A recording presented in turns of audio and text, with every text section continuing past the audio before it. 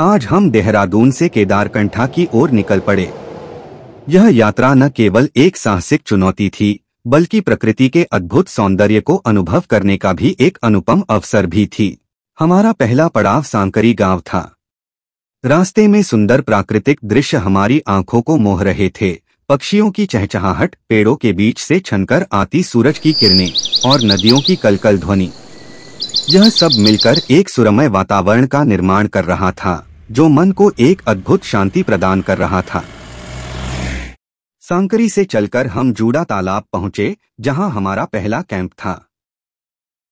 इस ठंडी रात में तारे आसमान में जैसे हमें देख रहे थे और तालाब की शांति ने हमें और भी गहराई से सोचने को मजबूर किया। अगले दिन की शुरुआत हुई बेस कैंप की ओर पैदल यात्रा से। ऊंचाई पर पहुंचते ही मौसम का मिजाज बदलने लगा, लेकिन हमारा उत्साह कम नहीं हुआ। अंततः हम केदारकंठा बेस कैंप पहुंचे, जहां से रात 2 बजे फाइनल समिट के लिए निकलने की योजना बनाई गई।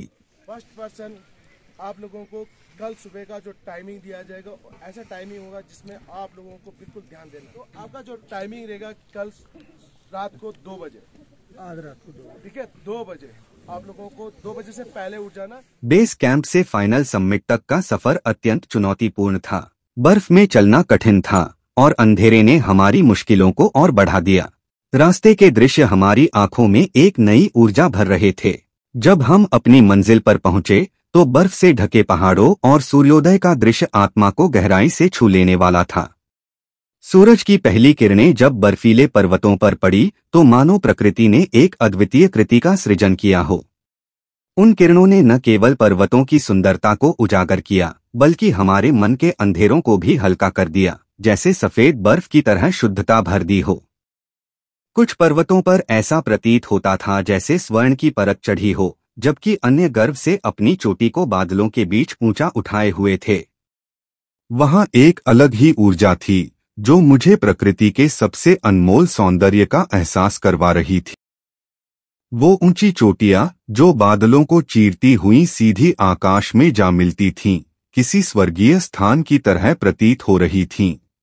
यह दृश्य इतना मोहक था कि वहां से लौटने का कोई मन नहीं कर रहा था। फिर भी अंततः हमें अपने दिल को समझाना पड़ा और सांकरी गांव की ओर वापस लौटना पड़ा, ताकि हम फिर से किसी नए सफर की ओर बढ़ सकें।